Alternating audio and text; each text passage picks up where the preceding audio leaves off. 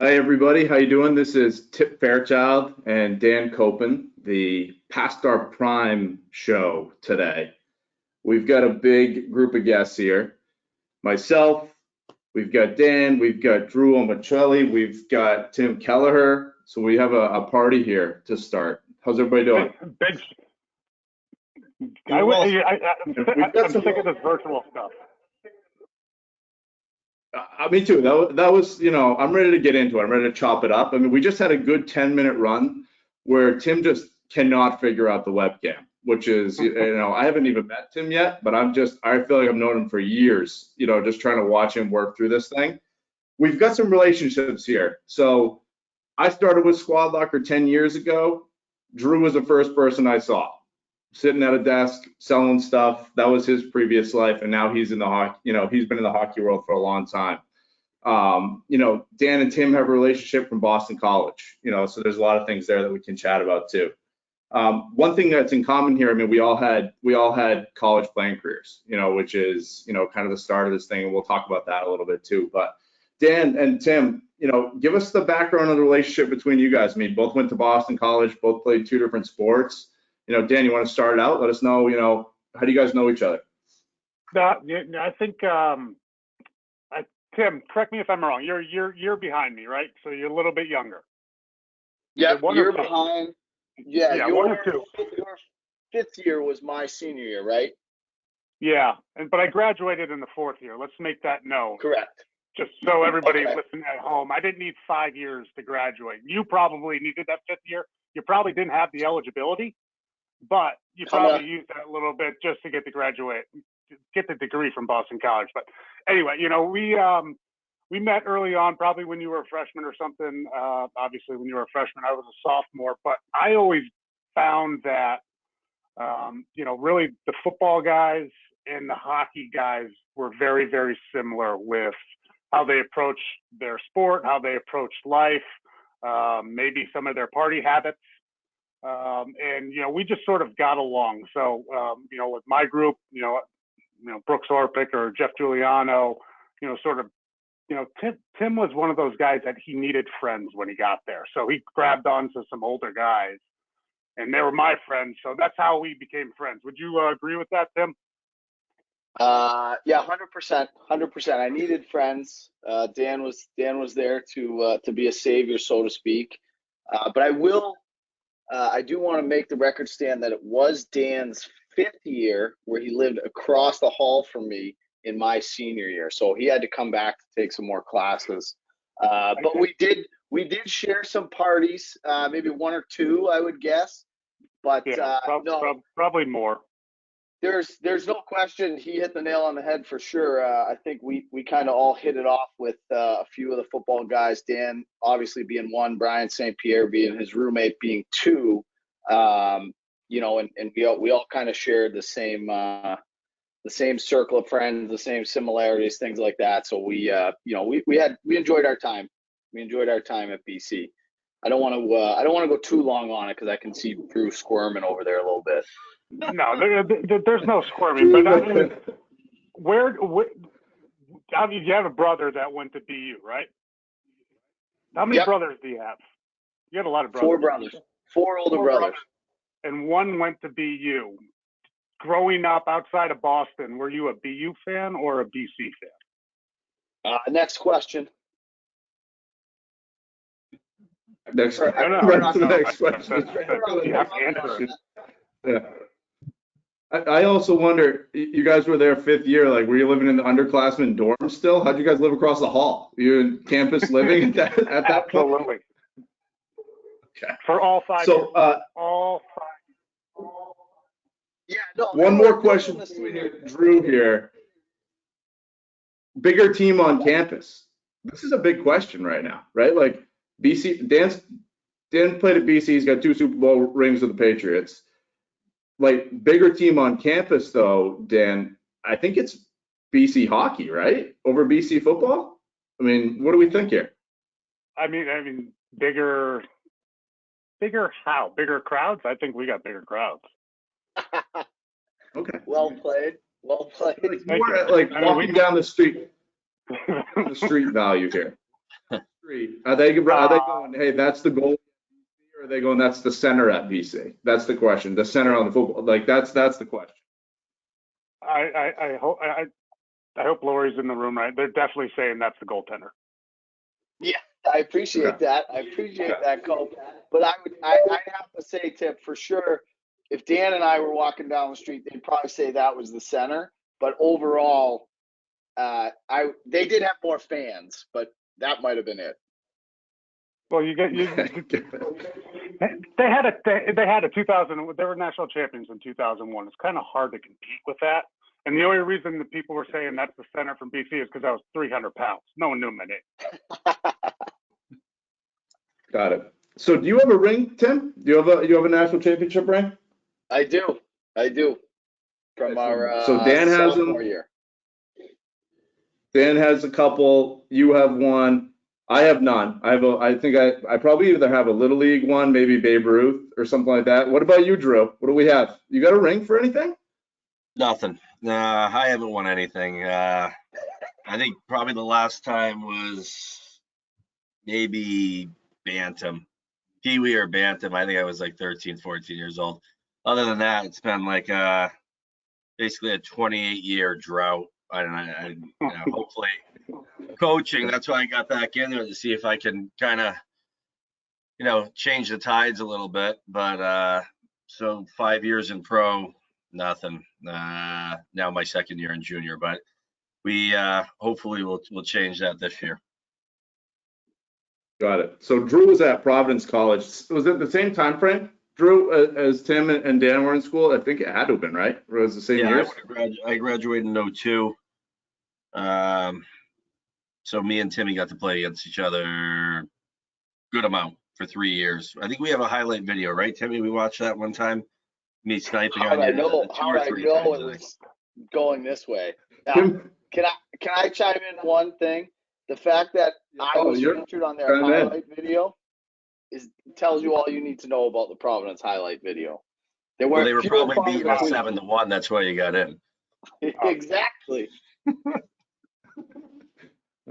Tim has the highlight video on right now. He watches it all the time. Can't close the yearbook. That's why he can't get the webcam going. He's been watching the highlight tape on the computer screen. But Drew, I'm still trying to get this thing going. So this is different. Drew played overseas, bro. You were in Italy the whole time, Drew, or was it other places also? As far as Europe, yeah, Italy. I spent 4 years as a player and then 3 years as a coach. So yeah, spent a good amount of my pro career over there. I was in Germany at one point for 2 months during the NHL lockout and the DEL, and then unfortunately the lockout happened. A lot of guys came over and then filtered back to at that point Asiago, Italy. So, which was basically Groundhog's Day. It was a real life Groundhog's Day, a town of 3,500 people that made cheese. So it was basically every single day was the same exact thing, but great experience and enjoyed it. Drew, I'm a big cheese fan. It was good. You're growing up. You're playing, outside of you're playing in Rhode Island, outside of Providence. Play at Providence College. You're on American ice. Obviously, I think the sheet's different. From what I know, my kid plays, but I never played. So sheet's different. That was, playing on that type of the West and the talent over there.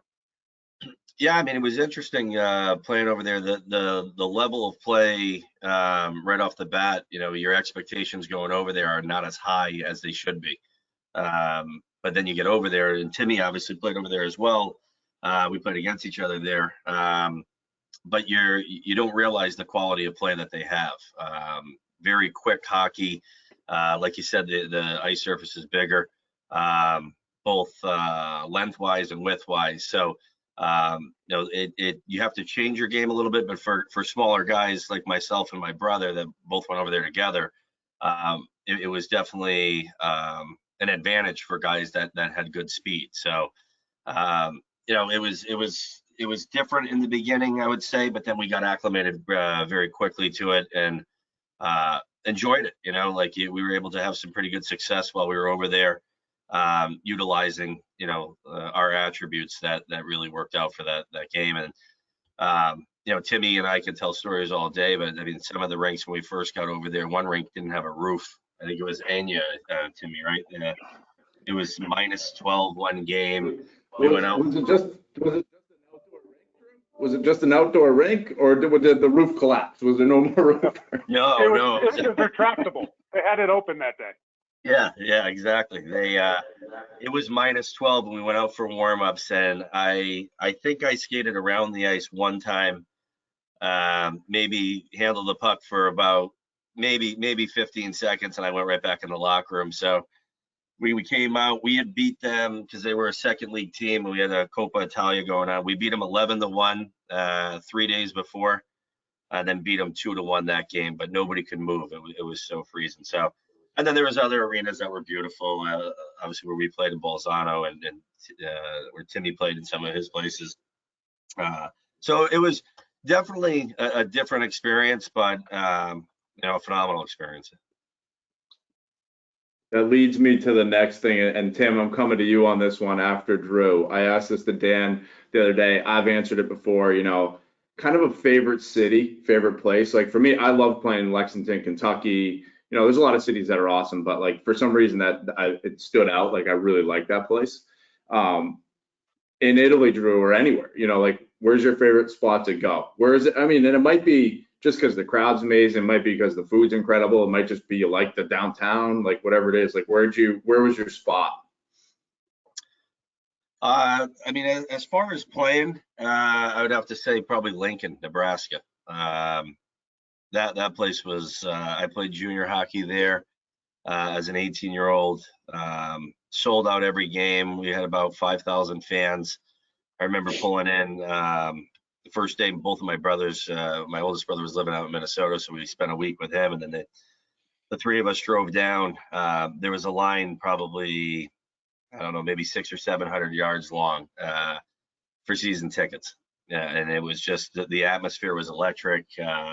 But the town itself, you have University of Nebraska football. We hung out with those guys a lot. Was able to hang out with back in the day, Dan, you remember Grant Wistrom and his brother. Scott Frost used to be at our games often. We were. Who's back there now? He can't leave. I know. But yeah, we got to hang out with those guys, and we had some pretty good times, obviously going out after the games. But I would say that was probably one of the best places I played. Overall beauty, definitely Cortina, Italy, where I coached for 2 years over there. It's the kind of the veil of Italy, or even Europe. But that was a great location too. But both of those places would be top of my charts. What about you, Timmy? What do you got? Where's your spot? Really tough to put my finger on one place, to be honest with you. I mean, a lot of different venues. I think I'd kind of go in that direction a little bit. Obviously playing in college. Before BU had a Gannis Arena, they had Walter Brown Arena, which, a lot of us grew up playing it as kids. And you play a BU BC game there, you couldn't hear for the next 2 or 3 days. That small building would literally shake during those games. So that was something that was always exciting. I mean, University of Maine, Alfond Arena, when they would pack it. Pretty much everywhere in Hockey East when Drew and I played. I mean, unfortunately, they don't get the fans like they used to, but every road arena you went to was packed, and it was packed with students and local fans, and those places were just, I mean, they were unbelievable, especially for a visiting goalie. It was always a fun place to play. Anywhere you went in Hockey East, and even Minneapolis, we went out and played University of Minnesota. They were getting really good at the time. They would pack. That was the first, my first taste of a visiting arena that was, overflowing with fans. And I think we won a game out there in early October, my freshman year, on a Saturday night, maybe 3-2 or something like that, 2-1, something close.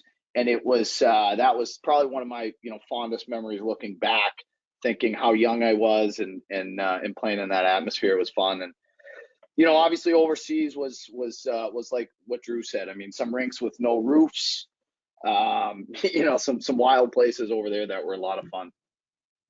Hey, Drew, when you were at Providence, whether it was a guy that you played with or against, maybe when you were a little bit younger, who's that one guy who sort of made you think to yourself, hey, I got to get my stuff together or else I'm not going to make it? I was fortunate enough, like Timmy, to have two brothers. My oldest brother went to Brown to play. My middle brother went to Providence and was actually a senior captain. It was the first time we ever played together on the same team. So did you fight with them on the ice? I mean, it's brothers. So I mean, were you able to just throw the gloves down and go at it sometimes? We didn't do that as far as on the ice, but off the ice till this day we still fight. We Timmy will tell you, wiffle ball, it doesn't matter what it is, it could be checkers, we still go at it all the time.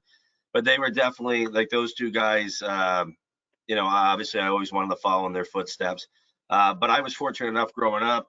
Mike McKinnon was the coach of Providence College. I was able to hang out with guys like Rick Bennett that played in the NHL and Terry, and I was able to go. There was a place, Sticky Fingers, which is a rib place, we would go there for pregame meals and be able to at like 11 or 12 be able to sit with the guys. And I think that was Rhode Island being such a small state, it was one of those things where that was kind of the pinnacle, and I was fortunate enough to be able to play there. And then I always wanted to be a Providence Bruin or a Boston Bruin. I was fortunate enough to be able to play with the Providence Bruins after my senior year. Kind of a short period of time, go up there, finish the season with them, playing the playoffs. So that with Mass guys, there's so many different options. With obviously with Rhode Island guys, you're either very intellectual with hockey and go to Brown, which me and my middle brother were not, or you take advantage of Providence College. But there's such a rich history of Chris Terreri and Tim Army and Ron Wilson, all these different guys that went through, that it was pretty easy. It's hard to actually single out one individual, but it's pretty easy to look at them as a whole, and such a rich tradition for such a small state. Yeah. I'm down here right now, guys. I'm in Augusta, Georgia. I just played. I didn't play Augusta National, but I played a great place down here. I'm down here with, some people from Sports Engine, some of our partners at Swadlocker, and I played golf yesterday with Brett McKinnon. I didn't realize he played hockey at Minnesota. I wasn't sure if I looked it up. I had to just check to make sure, but it had to have been the same time. I think he's maybe. Do you know that name, Drew or Tim? You guys might have played against him. I think he's probably our, I would say your age. I'm a couple of years younger, but it's got to be in the same boat. I threw that in there. A couple of years. But yeah, we got it. We got it. You don't have to bring it back up. Yeah, I'm not. It's one of those. If I did elite prospects, then we'd probably cross paths at some point if we're on the same page. I think we never played. I don't think we ever played in Minnesota. Or if we did, I know we played Minnesota Duluth at one point, but the Western teams, like Timmy will tell you, we went out to Michigan one time and played in Colorado. We used to go out to Denver. We went out to Denver, I think 2 or 3 years for the Denver Cup. But those guys are, we kind of just play them one time and then you never see them again for 4 years. Yeah. I mean, with that, I picked with Josh Hennessy too. Hennessy's, he's at Quid. He's a great guy. We play all the time. It seems like the hockey guys like to get out on the links a lot, so I don't know. Tim, do you play a lot of golf? I know Drew plays a little bit. I played with him before. I don't know. Do you jump out there too, Tim? Yes. Funny you should ask. I do like to play golf. I'm trying to get Drew to convert to become a lefty. He plays golf righty, but he might be better off as a lefty. We're in the middle of a swing transition for Drew. Yeah, complete swing transition. There's a story the other side of the ball. Okay, hit it, Drew. Go ahead. There's a story behind this. That I started out as a lefty. I played hockey lefty, baseball batting lefty, throw righty. My brothers told me, they're like, listen, you're never going to afford clubs, not now at 14 years old, 15 years old. My parents were working multiple jobs to get us to play hockey. So I converted to a righty at that point. Right now, I went and got, not now, but last year, got fitted for clubs. I was hitting my lefty driver. The simulators are they're off for sure, but like 290, and then my righty, which I play, like 265. So there is he may be right, but now it's just I played for so long righty. I do putt lefty, and I do have a chipper that's lefty. So I got kind of a mixed bag, but I think he's actually right. I've become so terrible over the last, since I've had my daughter, the 3 or 4 times that I've played. I'm down to maybe 4 clubs light right now, all snapped over the leg or around the tree. So I think I'm either quitting full time or I'm going to take Tim's advice for the first time in my life. It's actually the first intellectual thing the little bald fella has said in a long time. Yeah. Two things. As long as it goes straight, I don't care how far it goes. And 2, Drew, you need to work on your temper just a little bit. I agree. Yeah. I agree. It's just the frustration of knowing that at one point you could do something decently, then it just completely goes away in that short period of a time. With hockey or football or baseball, like you could still pick up a ball and throw it. We could still jump on the ice and feel like we have legs. Golf is one of those without repetition. It's painful. Timmy actually has a great story of one of my finer moments in the Quidnesset 4-day when I brought him as my guest. We got on and I had a chance to, I think, win the hole, right, Timmy? Yeah, I think it was win the hole handily, I believe is how it would be described. What Needed a triple bogey for the W. You know what? He might have been going for birdie and walked out with an ugly score. Have you ever heard of a 5-putt? Oh yeah. That's what happened. I should have quit then, quit the club, quit everything at that point. That's where you just walk off and just throw the clubs away. But I just kept up the torture for another like 5 or 6 years. And hey, now Drew, you said you can get back out on the ice. So football is one of those sports where when you take the helmet off, it's done. So that's probably a good thing for us older folk. Tip obviously is a few years younger. He might be able to handle it still, even though he played soccer in high school. So we won't go there. But I did. is there any old man beer leagues going on? Because my kid went out to Lake Placid. He plays hockey. We went out to Lake Placid. There were 1,000 pond hockey old man tournaments going on there. Do you guys, Tim, do you still put on the pads? Nope, I don't put on the pads, but I do skate. When I you'll hear it from former goalies wherever you see them, wherever you speak to them, that there's the last thing that you want to do as a goalie when your time is done is get back in the net. I think I played maybe 3 alumni games. We did a skate at Fenway. So once I stopped playing overseas, when I came back, I think I played goalie maybe 4 times. I went to one BC alumni game with goalie equipment and forward equipment, and we had enough goalies, so I was like, there it is. I'll never be in net again. I'm an actual player right now. Yeah, so I love that, right? Like it's it's fun to score goals and not have to be relied upon in men's league. You know what I mean? As a goalie, if you don't go, the game's over, and you got to find somebody, and it's so I like just going and hanging out and getting a sweat and then just hanging out afterwards. So it's I am still doing that. Obviously not right now in Massachusetts, but when things pick back up, I think we'll get back into it a little bit.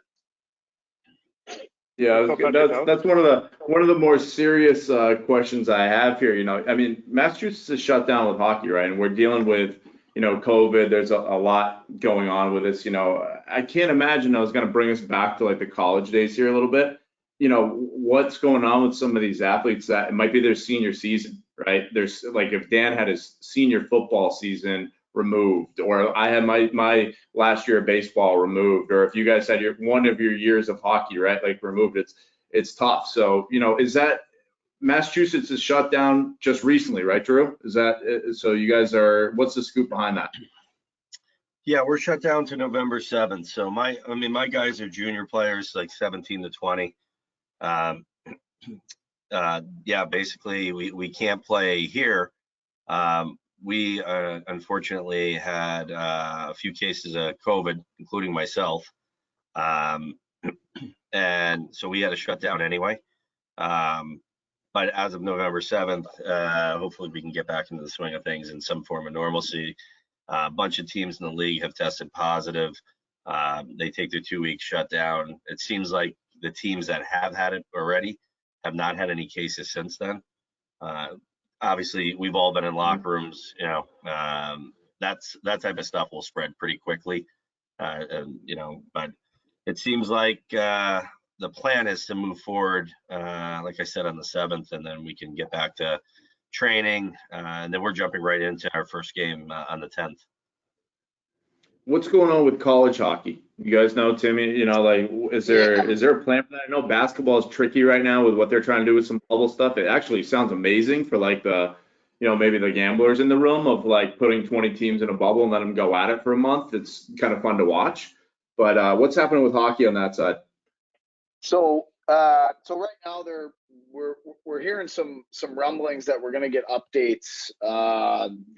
Probably what's today, Thursday, maybe as early as tomorrow, if not early next week. I saw a couple tweets last night that it sounds like they're starting to move forward a little bit with the schedule and planning. So I think there's a light at the end of the tunnel for Division I college hockey. Division III is which is also huge in New England, is still a little bit up in the air. I know the NESCAC schools, which are your Tufts, Bowdoin, Colby, Williams, Middlebury, those schools already canceled their winter season, which is a shame. I mean, those kids who were juniors last year, right? They lost the end part of their season, and now they lost their senior season, and they're not. Division I is passing a rule, and I don't know if it extends to Division III or not, but Division I believe, passed a rule that they'll grant another year of eligibility. They've really loosened up the transfer protocol, so it's almost like free agency.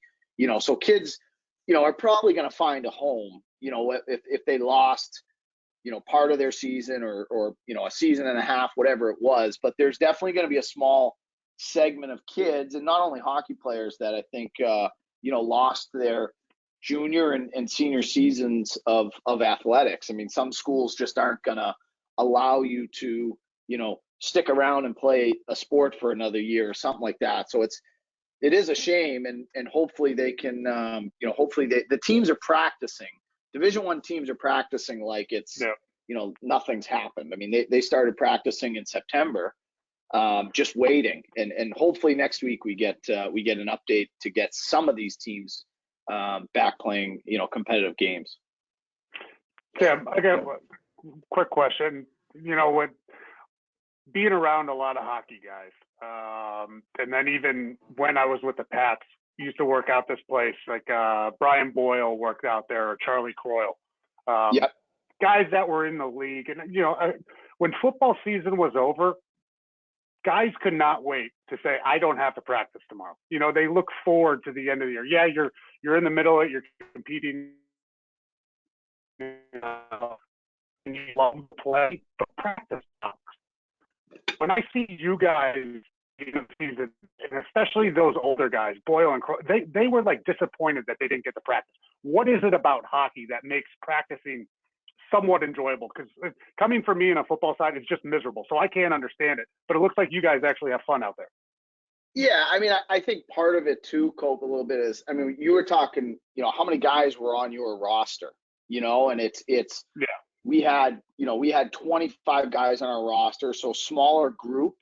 And I think there's a little bit more, I don't know. I mean, Drew could maybe jump in too a little bit, but I feel like there's a little more freedom on on the hockey side when you compare it hockey to football. You know what I mean? You can have multiple guys out there. You can play a mini game down one end. You know, there's 3 goalies. Usually you have a goalie designated just to get peppered, right? So, you know, guys can work on one-timers or certain things. And it's, you know, I think too, there might be a part of it like, you know, ice time is valuable, right? And it's not always accessible. So, you know, when you have that chance to do a little extra or be on the ice, you take advantage of it, because it's not like, you know, you can't, you know, you can go out and, you know, meet guys on a field and play football or soccer or whatever it is.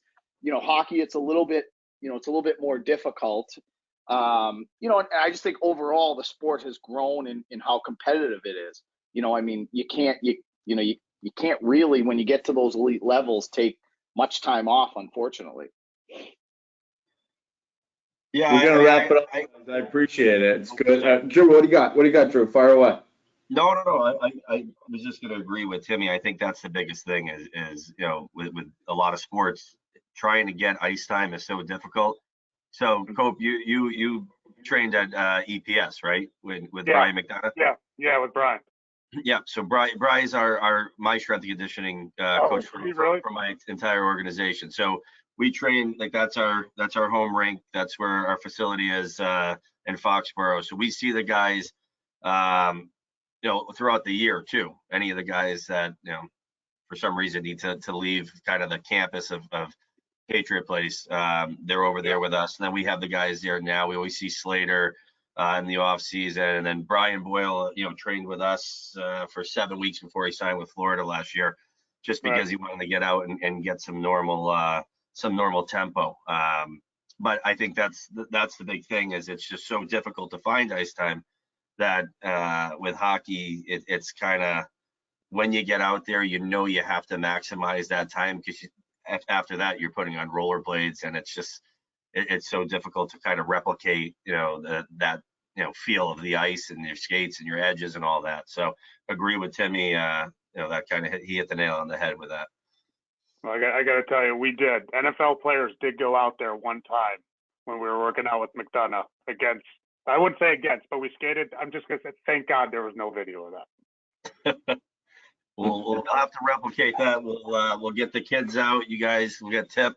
Everybody out there, you guys let me know, and I'll book ice for us.